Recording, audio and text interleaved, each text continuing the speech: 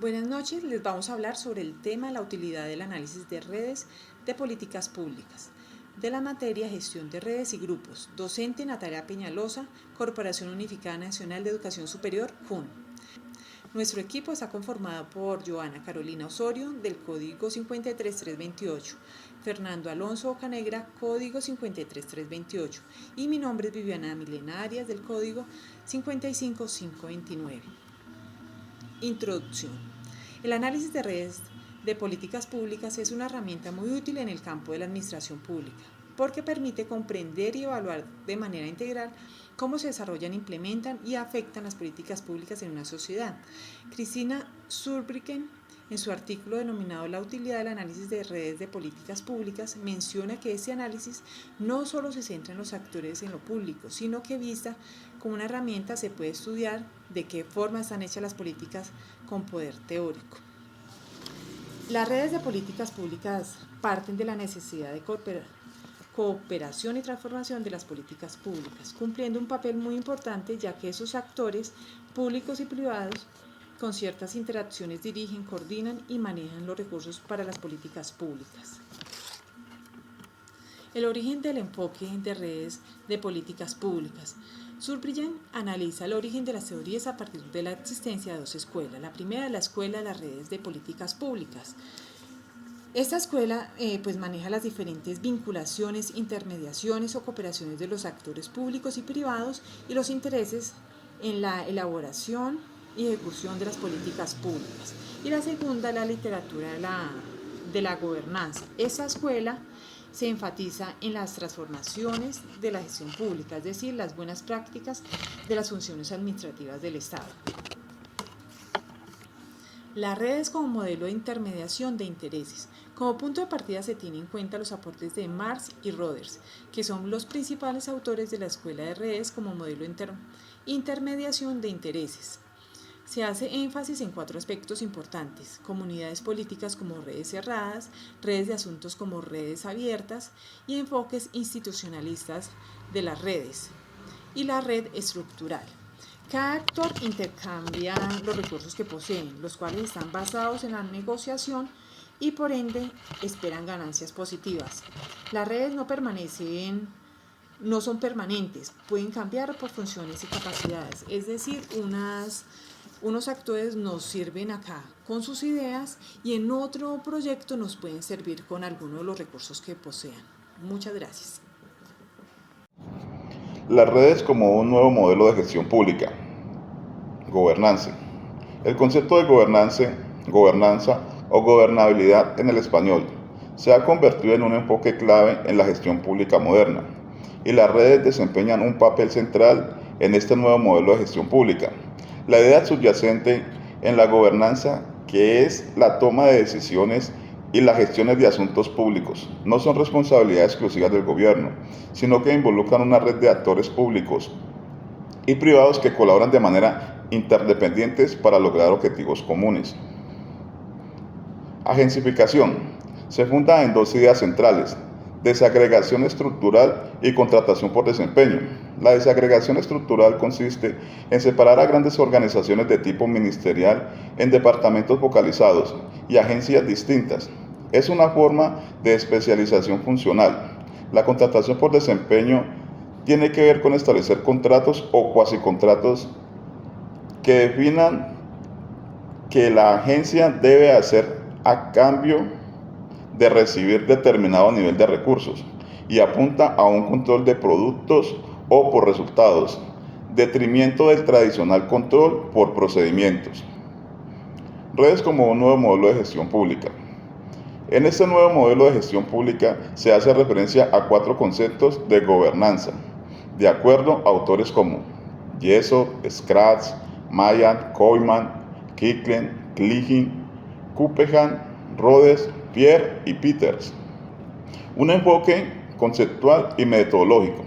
Este enfoque conceptual y metodológico se aborda como una herramienta analítica que destaca la importancia de identificar los actores, clasificar sus metas y sus influencias políticas. Un aporte importante en esta línea es el realizado por Scratch, quien desarrolla un enfoque dentro del institucionalismo que se denomina institucionalismo centrado en actores. La estrategia de investigación, estudio de casos. La estrategia de investigación más apropiada y utilizada son estudios comparados de casos de redes sectoriales, de políticas públicas en diferentes países o comparaciones de redes sectoriales y subsectoriales en un mismo país. Como uno de los ejemplos, la autora menciona el trabajo realizado por Toque sobre la política energética en Gran Bretaña, el cual se encuentra paralizado por varias razones, pero una de ellas es la económica. Sin embargo, la autora menciona que también ha faltado para los tomadores de decisiones un análisis de cómo juegan las redes de políticas públicas y cuáles son los actores y los entramados institucionales que han convertido a los grupos de interés locales y a las empresas hidroeléctricas en una traba importante en su realización. Caso contrario es lo que ocurre en Alemania, Países Bajos y Dinamarca, en donde existe un número considerable de iniciativas de la comunidad basadas en energías del viento. Aquí se combinaron técnicas cuantitativas y cualitativas, se identificaron los obstáculos principales para la realización de la política y se llevaron a cabo recomendaciones que ayudaron a los policy makers a diseñar regulaciones e incentivos apropiados para hacer posibles las políticas en cuestión. Así, por ese estilo, la autora recopila otros ejemplos de casos de políticas públicas sectoriales en diferentes países para poder hacer la comparación de redes sectoriales y subsectoriales. El otro tema que trata ella en la lectura es el estudio de caso en América Latina, las redes rentistas. La autora menciona que el enfoque de redes da sustento para analizar los entramados políticos institucionales e interpretar el clientelismo visto desde la institución. Para explicar este enfoque, la autora aborda la utilización para el estudio de redes rentistas en la elaboración y puesta en marcha de políticas cambiarias durante el proceso sustitutivo de importaciones en Uruguay. En este caso, las redes rentistas terminan estructurándose, enraizándose y mutando en la sociedad, consolidándose como instituciones que pautan el comportamiento, las relaciones sociales, los resultados políticos y permeando todo el sistema político. Los actores con intereses diferenciados necesitan de la red. Esta coincidencia sirve para estructurar las formas de relación y así las prácticas políticas particulares se convierten en legítimas para la sociedad. Para aterrizar un poquito este tema, en nuestro país, Colombia, tomamos como base la política pública de la reparación de víctimas del conflicto armado, la cual está dirigida a personas individuales y colectivas que hayan sufrido un daño por hecho ocurrido entre el 1 de enero de 1985 con ocasión del conflicto interno armado. Como un núcleo para analizar los actores que se desprenden de la política pública, tenemos el SNARIF, que es el Sistema Nacional de Atención y Reparación Integral a las Víctimas. Este está compuesto por 32 entidades del Gobierno Nacional, por departamentos, distritos y municipios y las mesas de participación de víctimas. En este núcleo se desprenden instancias de coordinación y articulación territorial como el Comité de Justicia Transicional, los subcomités técnicos territoriales y las mesas de víctimas departamentales y municipales.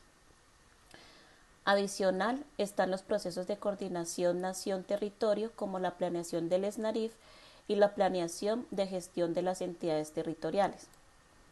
Teniendo en cuenta que esta política pública está dividida por componentes, se evidencian actores para el componente de asistencia como la Secretaría de Salud y de Educación Departamental, Distrital y Municipal, el Instituto Colombiano de Bienestar Familiar, la Registraduría Nacional del Estado Civil, las alcaldías y la Unidad para las Víctimas. En el componente de reparación integral está el Ministerio de Salud y el SENA. En el componente de reparación está la Unidad de Tierras, el Ministerio de Trabajo, el Ministerio de Vivienda y el Ministerio de Agricultura. Y por último, En el componente de verdad está el Centro de Memoria Histórica, la Unidad para las Víctimas, el Ministerio de Defensa y entre otros actores está el Ministerio Público, Prosperidad Social y la articulación entre actores público-privados. La evaluación de la efectividad de la política pública de reparación a víctimas del conflicto armado en Colombia es un tema complejo. La Ley de Víctimas y Restitución de Tierras fue implementada en el año 2011 y cabe mencionar que fue un esfuerzo significativo que realizó el gobierno colombiano para abordar la situación de las víctimas del conflicto armado. Sin embargo, y a pesar de tener avances notables en la implementación de programas de reparación como las indemnizaciones económicas, la atención médica y psicológica y otros servicios de apoyo a las víctimas, también ha tenido críticas respecto a la lentitud y la falta de efectividad en la implementación, así como las preocupaciones sobre la persistencia de la violencia que últimamente hemos visto encrudecida en nuestro país y la falta de acceso a la justicia para muchas víctimas. Y esto puede deberse a la polarización política que existe en nuestro país y a la falta de articulación entre actores directos involucrados en esta red. Finalmente, el último tema que aborda la autora es el método cualitativo frente a la metodología cuantitativa. Durante la lectura podemos evidenciar que la metodología más usada o con la que está más de acuerdo la autora es la metodología cualitativa. Por medio de la comparación de casos, ella evidencia que está de acuerdo con esta metodología. Sin embargo, se menciona que hay limitaciones metódicas e intenta aplicar la metodología cuantitativa en algunas políticas públicas relacionándolas con los actores por medio de números. La autora menciona también que para que esto pueda ser más entendido y se pueda evidenciar de mejor manera la utilidad y el análisis de las redes de políticas públicas, debería existir una combinación entre el método cuantitativo y cualitativo. Hasta aquí la presentación.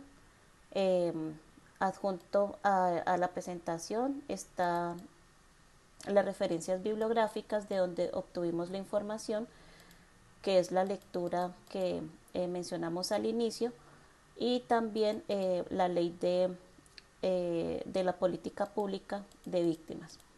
Gracias por su atención.